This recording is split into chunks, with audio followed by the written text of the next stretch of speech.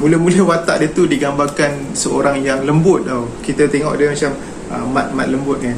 Sekali rupanya bila dia dah hijack kapal tu, dia transform watak dia. Oh memang.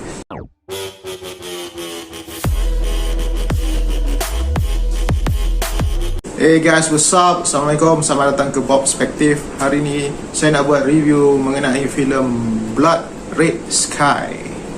Okay guys, baru-baru ni Netflix ada menayangkan satu filem yang bertajuk Blood Red Sky filem daripada Germany. Sekarang masih menduduki nombor 1 dekat Netflix Malaysia. Okay, apa yang membuat saya nak menonton ni pasal saya terbaca sinopsis dia agak menarik.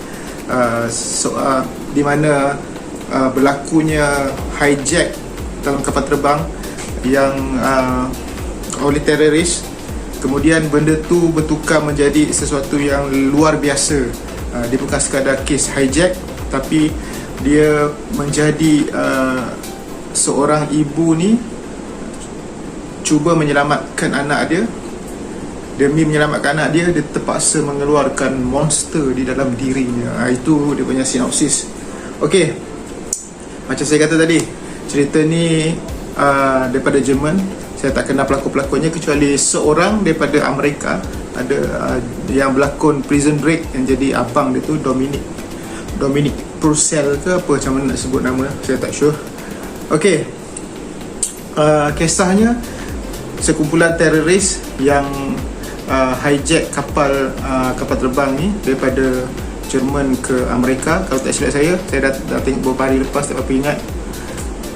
Bertujuan untuk cuba set up atau cuba nak frame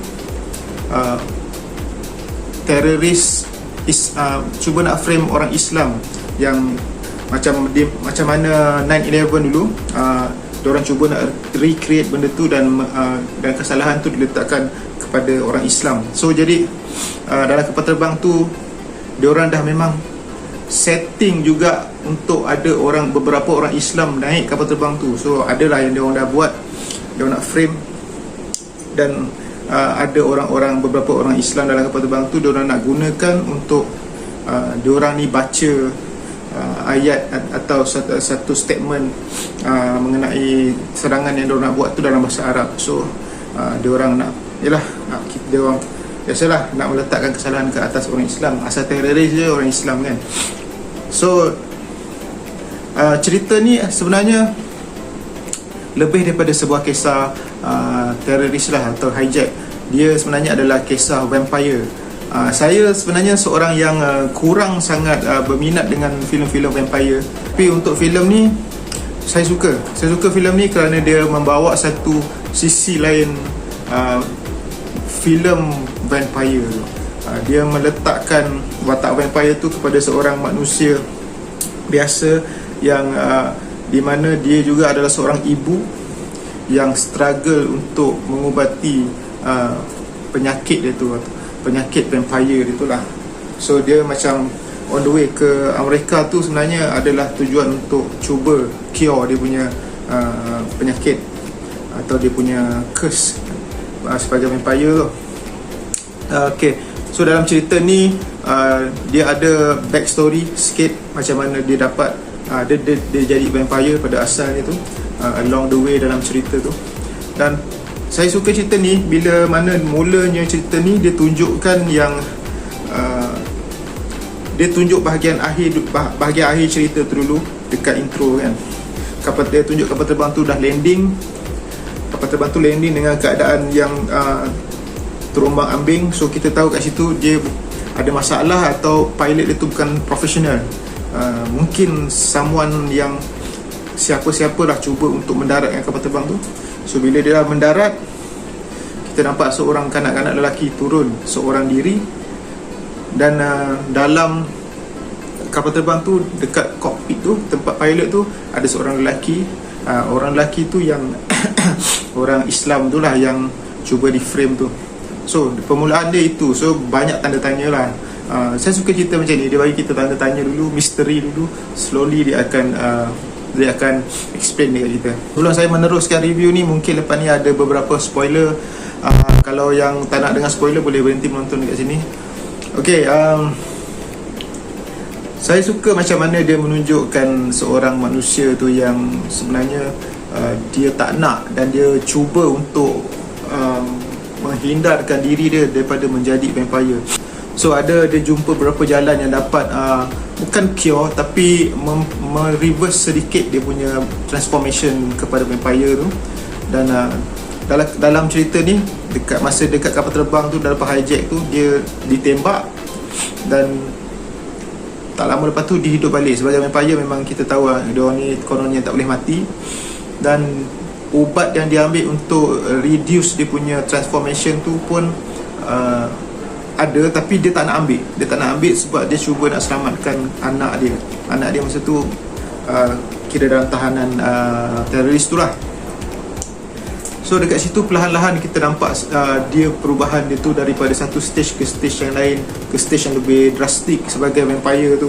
Dan gigi dia pun sebelum ni dia cabut, taring tu akan tumbuh dan dia cabut. So mungkin saya rasa dia keep on cabut taring yang tumbuh dan tumbuh tu, dan dia pakai gigi palsu. So dalam cerita ni dia memang dah tak ambil ubat tu.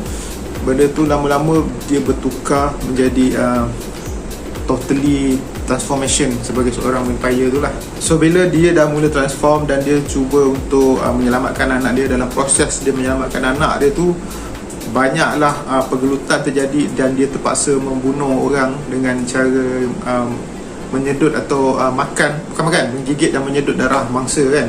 Dan dia perlukan benda tu, darah tu dia perlukan juga. Tapi keburukan dia adalah bila orang yang digigit tu pula akan bertukar menjadi vampire. So dalam kalangan orang jahat tu pun ada yang dalam kalangan teroris tu pun ada yang digigit, dan akhirnya benda tu akan membawa masalah balik kepada dia. So dan ramai lah lepas tu dalam tu yang bertukar. Jadi benda dah jadi kecoh, dah jadi havoc dalam kapal terbang tu. Dan lepas tu kita tengok pula budak anak dia ni yang ada satu sikap yang saya tengok mula-mula macam budak yang suka sangat terlalu memandai-mandai sendiri kan. Kadang-kadang kita tengok macam budak ni kan, macam pandai-pandai dia je kan. Tapi mungkin saya rasa, mungkin lah, ini saya punya tanggapan je lah, yang dia budak ni dah hidup dengan mak dia. Dia tahu mak dia vampire, dan dia tahu macam mana kesusahan, dah biasa dengan kesusahan dengan situasi mak dia. Agaknya dia menjadi mungkin seorang yang lebih dewasa lah kot, mungkin lebih kuat dan ada rasa untuk melindungi mak dia. Dan okey, saya tak kisahlah, bab tu saya rasa okey. Dan satu saya agak kecewa watak Dominic tu, yang saya kata Prison Break tu. Lakonan dia tu bukan watak penting sebenarnya kan. Patutnya dia boleh jadi main villain sebab dia well known punya pelakon kan. Tapi tak tahulah, mungkin yang lain tu pun well known, saya tak tahu. Ada satu watak dalam ni, nama dia 8 Ball. Saya suka watak dia ni, watak jahat dia ni. Bila saya tengok dia tu kadang-kadang teringat dia ni macam jadi Joker pun best juga. Pasal mula-mula dia salah seorang yang undercover teroris menyamar jadi pramugara. So proses diorang nak hijack kapal terbang tu memang dia ambil lama lah. Dia perlu dapat kerja dulu sebagai pramugara, perlu legit dan officially diterima kan. Dan ada pilot juga yang pembantu pilot juga yang terlibat dengan benda ni. Mula-mula watak dia tu digambarkan seorang yang lembut tau. Kita tengok dia macam mat lembut kan. Sekali rupanya bila dia dah hijack kapal tu, dia transform watak dia. Oh, memang jahat sungguh watak itu. Apa yang saya suka lagi cerita ni, macam saya kata tadi, awal-awal tu dia cuba nak frame orang Islam, orang Muslim, memberi satu gambaran buruk lagi yang teroris ni adalah orang Islam. Tapi cerita ni dia membawa satu keadilan untuk orang Muslim. Dia menunjukkan sebenarnya yang sebenarnya akhirnya yang menjadi hero adalah orang Muslim itu sendiri kan. Dia itu saya tak nak cerita lah, nanti tengok lah.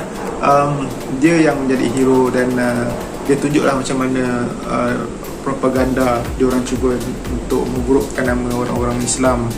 Saya suka dia punya pengakhiran cerita ni. Saya suka ending dia macam tu. Sebab kita memang tahu, memang pada saya sendiri, Saya tahu memang no way out dah. Kalau kau dah jadi vampire, jalan yang terbaik adalah seperti mana filem ni lah. Dan sampai sini saja saya punya explanation, saya punya review dan sedikit spoiler. Macam banyak aja kan spoiler. So saya bagi bintang 4 lah dari 5 bintang untuk filem ni. Mungkin ada yang suka, ada yang tak suka. So tapi yang ini saya suka sebab dia memberi satu perspektif lain dalam treatment sebuah filem vampire. Vampire tak ada digambarkan selalu macam ada cult kan, macam geng-geng yang stylo apa semua yang mesti kita tengok lah. Yang tu saya tak suka. Yang macam tu saya dah tak berapa minat lah. Mula-mula dulu mungkin suka, lepas tu lama-lama dah tak minat. Tapi satu saya suka filem Blade, lakonan Wesley Snipes. Itu cerita vampire yang saya suka lah. Pasal watak Wesley Snipes tu je membuatkan saya suka cerita tu. Alright guys, terima kasih kerana menonton. Assalamualaikum. Jangan lupa subscribe Bob Perspective. Peace out.